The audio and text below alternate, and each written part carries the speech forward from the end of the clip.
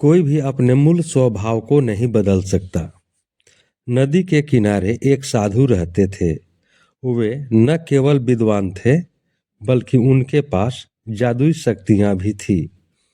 दिन वे अपने ध्यान में मग्न थे। तभी बाज की चोंच से एक चूहिया छूटकर उनके हाथों में आ गिरी। उसकी छोटी सी पूंछ और काली चमकीली आंखें थी।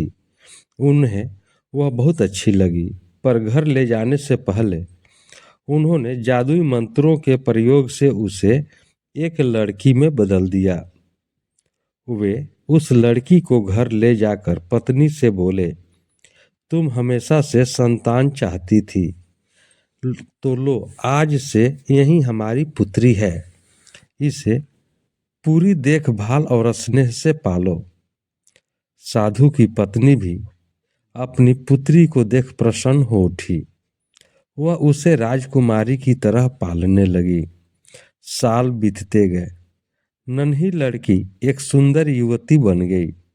जब वह 18 वर्ष की हुई तो साधु व उसके पत्नी उसके लिए वर तलाशने लगे। साधु ने कहा, मेरी बिटिया का विवाह ऐसे व्यक्ति से होना चाहिए जो सबसे बड़ा हो। मेरे हिसाब से सूर्य ठीक रहेगा। पत्नी ने भी हामी भरी। उन्होंने जादुई मंत्रों के प्रयोग से सूर्य को नीचे बुला लिया। उन्होंने उसे अपनी पुत्री से विवाह करने को कहा, पर पुत्री ने पहले ही न कर दी।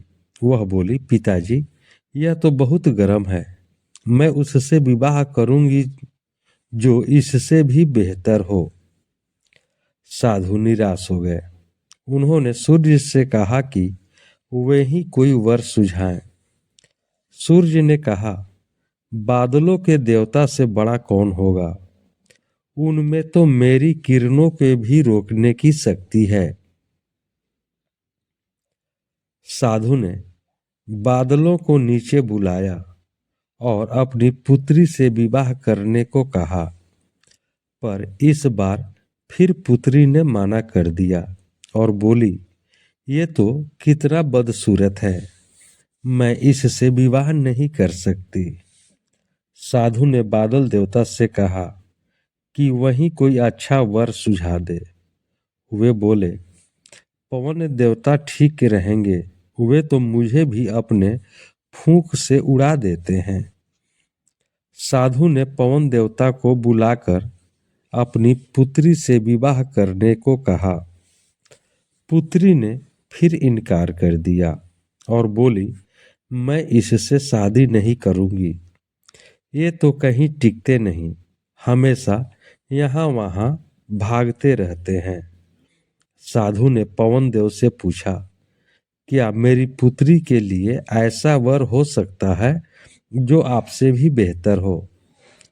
पवन देव ने कहा कि पर्वत देव मजबूत और ऊंचे हैं, वे मेरा भी रास्ता रोक देते हैं। साधु ने पर्वत देवता से कहा कि वह उसकी पुत्री से विवाह कर ले। पुत्री ने फिर से मना कर दिया और बोली, ये तो बहुत लंबे, सख्त और कठोर हैं, मैं इनसे विवाह नहीं कर सकती। इनसे भी कोई बेहतर चाहिए। पर्वत देवता ने चूहे का नाम सुझाया। वे बोले, माना मैं काफी सख्त, मजबूत और ऊंचा हूं, पर चूहे मुझ में भी आसानी से बिल बना सकते हैं। साधु ने चूहे को बुलाया। उसे देखते ही उसकी पुत्री खुशी से उछल पड़ी। हाँ पिताजी, यही तो वह है, वह मैं जिससे शादी करना चाहती थी। साधु ने सोचा, इसे ही किस्मत कहते हैं। यह एक चूहिया थी और एक चूहे से विवाह करना ही इसके भाग्य में लिखा है। उन्होंने जादुई मंत्रों के प्रभाव से पुत्री को फिर से चूहिया बना दिया। चूहा और चूहिया विवाह करके खुशी खुशी रहने लगे। शिक्षा, कोई भी अपने मूल स्वभाव को नहीं बदल सकता। दोस्तों, यह वीडियो आपको कैसा लगा? वीडियो को लाइक करें, शेयर करें।